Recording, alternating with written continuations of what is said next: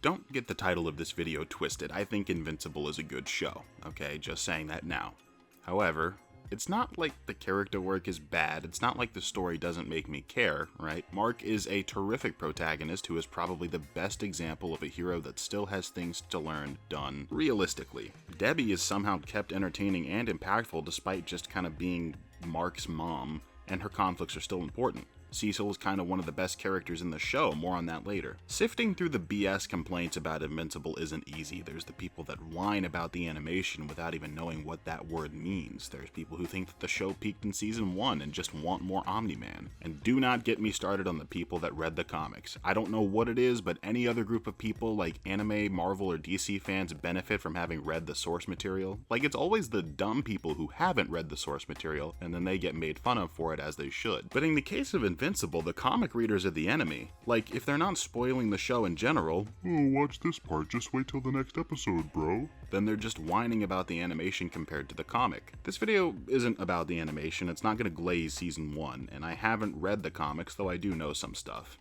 A lot of stuff, actually, because of the comic readers. But still, we need to acknowledge the drastic change in quality that Season 3 brought to Invincible. I don't know what it is about this show and the boys, but people constantly hype these shows up as the ones that don't hold back. Characters die, usually brutally, and no one is safe, and none of that's really true.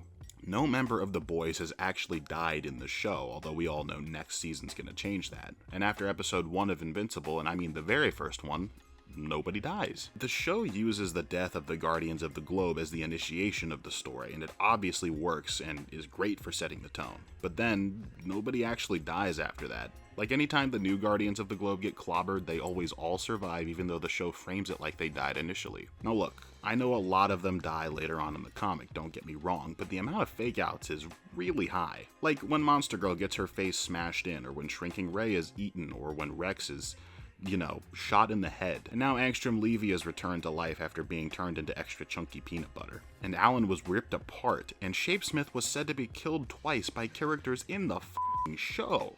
And don't get me started on the amount of times Immortal has died. So honestly, I'm just getting sick of the fake outs. Like, I don't know why these shows are trying to become Game of Thrones by having the threat of death for every single character, protagonists included. I don't understand it because they don't even commit to the bit at all. The characters never die. Now, this has obviously changed in this season quite a bit. For one thing, the Mauler twins are finally dead, and like I said earlier, I haven't read the comics, I don't know if they come back or whatever, but they're dead for now. And Rexplode died too, and to my knowledge, he isn't coming back. And I think the whole paradigm has kind of just circled around my problem with Invincible. There's been a serious lack of consequences for these last 2 seasons. Every single time something happens, say for Omni-Man's rampage, everyone and everything goes back to the status quo pretty soon after. And it's getting pretty annoying. Remember when Invincible and half of the Guardians went into space to stop the Martian parasite thing? Yeah, there's not any consequences from that episode at all. Not even the other half of the Guardians quote-unquote dying back on Earth. And you might be saying, well, they stopped the Martian parasites. No, they didn't. That's like the one thing I expected out of that episode, and it doesn't happen. The overall point I'm trying to make is that this show wants to build up to big stuff and then come right back down to Mark and Debbie's house pretty much by the end of every episode or event. And it's just not working by seasons 2 and 3. This is your reminder to like the video and subscribe to the channel.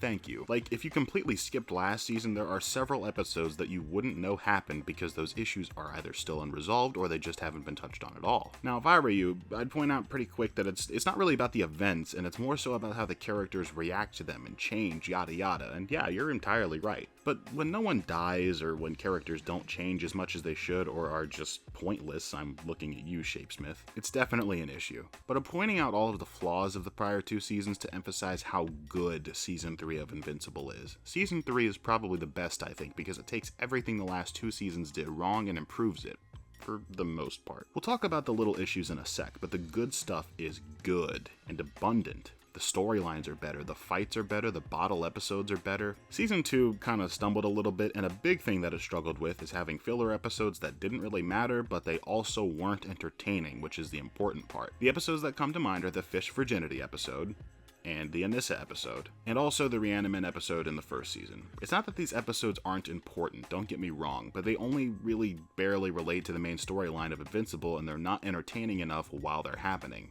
especially in the case of the Reaniman episode specifically. But that's a problem of the past. I've been of the opinion that filler episodes should be used solely for character building and for sick fight scenes, and this season delivers on that entirely. The multi-Paul breakout episode, the time travel episode, even the conflict with Cecil while present throughout the entire story is mainly the issue of the first half and not the second half, and it works. And I'm still trying to figure out how. Like, even when this show isn't at its peak or when it isn't doing the main storyline stuff, the animation is consistent. Well, we'll get to that in a minute, don't worry. The fight scenes are fun, and the characters are still being fleshed out. It's not just filler, it's more than that. This is obviously gonna kinda get into a larger thing about shows in general, especially animated ones. But filler episodes are kinda necessary for a lot of them, and without them, the show is worse. Now, that doesn't mean filler episodes aren't usually a little weaker, they definitely are, but they're not definitionally bad or worse than mainline episodes, and shows like Avatar, or like most of the CW, would be worse without them. Because when you think of power scaling or huge character moments, it's not uncommon to reference a filler episode.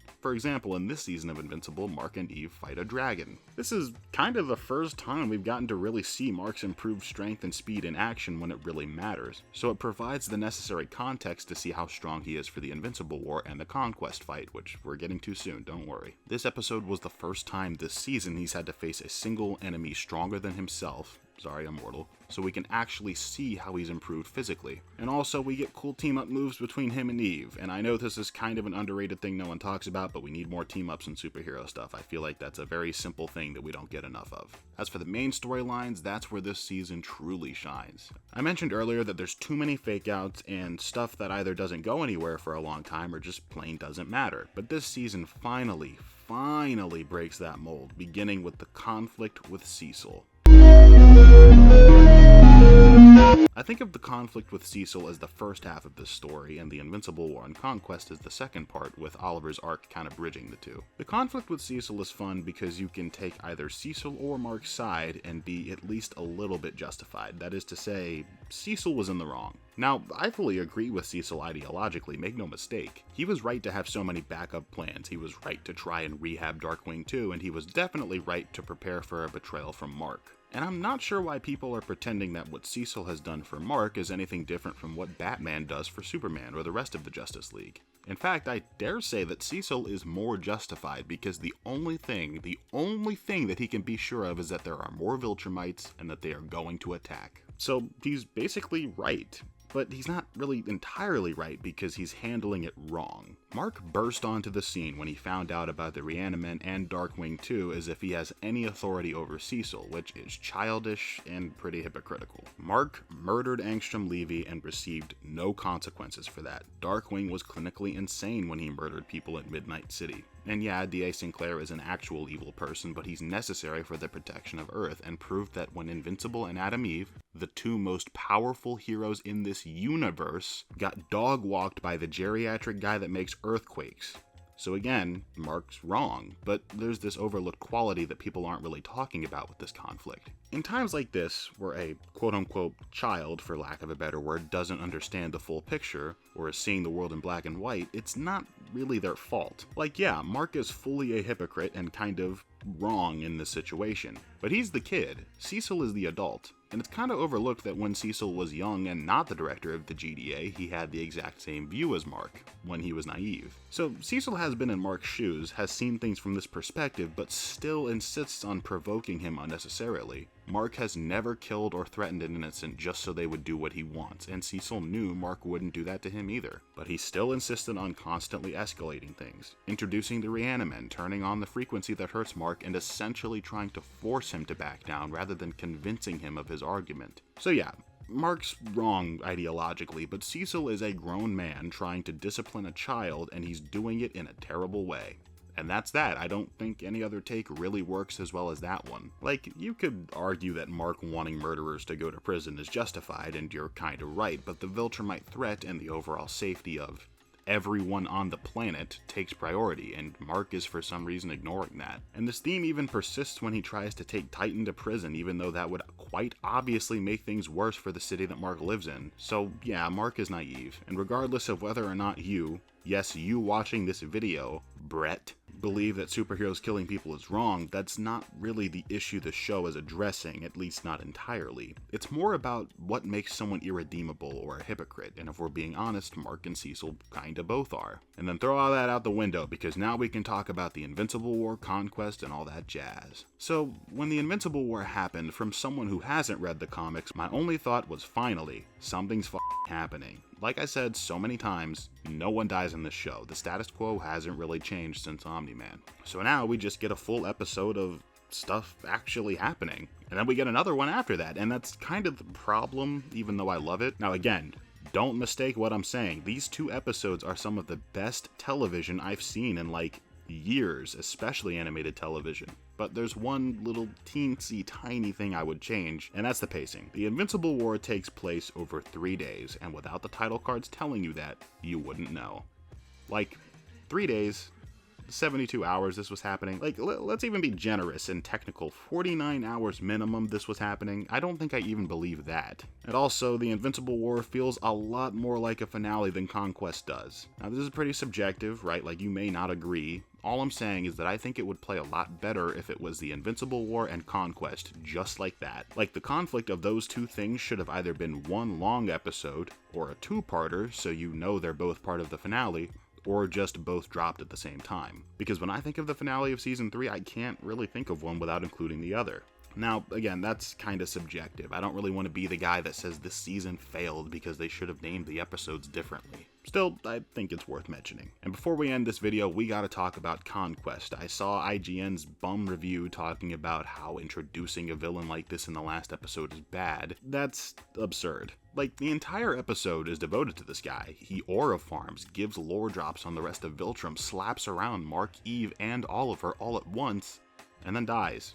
That's awesome. Like, this guy doesn't have complex motivations, he really just does it for the thrill, and he proves this by literally saying out loud that he has no other purpose in life. I know that monologue wasn't in the comics, because the people who read the comics wouldn't stop telling me about it, and that's a really cool way not to humanize him, but to make him seem even more deranged. This guy is fully capable of changing, and chooses not to, giving the audience the reassurance, if they didn't already have it when he put 2 separate holes in Eve, yeah, Mark needs to kill this guy by any means necessary. And that's awesome, because the whole time I was watching the Invincible War, I was like, man, why isn't this the finale? How are they going to do better than this? And this is how. By introducing a guy that would clobber Nolan, the most powerful guy we've known in the entire show. But also, this improves Mark's character. Now, I get the idea behind getting excited that Mark is now not going to hesitate to kill people. But I do feel like this is one of those things where he says that, but then he's gonna take it too far and go back on it. Like, he's being naive right now. He's still learning, so I don't know. But showing that Mark broke 3 out of 4 of his limbs and still took down Conquest with the help of Eve, that's cold. And I think it finally cements him as a good superhero, finally showing how far he's come in the previous 23 episodes. As for the peripheral characters, they're good. My biggest complaint about Debbie is that she's not really in this season that much. Oliver's doing that really annoying kid thing where they expect you to keep all of your promises even if you made one by accident, and then not keeping his promises. Like, I didn't need so many occasions of him not listening. That made him kind of annoying. And of course, Eve and Mark's relationship has just begun. I'm not going to complain, but I will say there's for some reason less chemistry between the two now. I don't know, maybe that's just me. But other than that, I genuinely believe Season 3 of Invincible is the best one so far. I dare say that future seasons probably are not going to be able to top it, even if a couple of future episodes do. It's such a drastic change in quality after what I believe was just the weakest season of the 3, and I'm actually really glad that the show has bounced back from a slight dip and has surpassed a lot of expectations. That's really cool and something you don't see often. 9.5 out of 10, it's a very good season, and I guess there's not really anything else left to talk about. Oh. Wait. So, the animation for Invincible is kind of a weird topic. Personally, I've never even really had a problem with it since Season 1. Like, I didn't really notice it until someone pointed it out to me, and then I looked back and I was like, yeah, the animation's a little bit of an issue. Now, don't get me wrong, I'm not any kind of expert on animation, but some people just plain out don't know what that word means. Like, you can complain about character designs, I think that's kind of fine. You know, some characters you don't like how they look, maybe you don't like how they were adapted, that's kind of fine. But there are times where people complain about the animation and just conflate it with other things that aren't the same as what animation actually is, and that's where I start to have an issue. And obviously, most of the people that complain about the animation are just people that read the comics and really need you to know it. That is to say, I think the animation for Season 3 was pretty good. You know, you can kind of tell where they saved the budget for the last 2 episodes, but I still thought they were pretty good, so that kind of makes up for it. And honestly, if you have peak storytelling like this, I think it's worth it to cut corners sometimes and just say, hey, it looks decent. I know it's one of those things where the studio is kind of confirming that they can get away with having bad animation sometimes, but I think you guys are overblowing the word bad. It's not really bad, it's just a little weaker in some spots. And again, like I said, if certain moments make up for it, then they make up for it, and I don't think we really need to complain about it as much. But that's all I have to say about this show, and of course, I do hope the animation has less weak spots in the future, and I think Season 3 was a great start. Anyway, if you enjoyed this video, please leave a like and subscribe, especially if you like movies, TV, superheroes, video games, and all that stuff. I review all those things. I feel like you like at least one of those things, and you've definitely subbed to channels worse than this one, so you should definitely subscribe. Okay, play nice, people.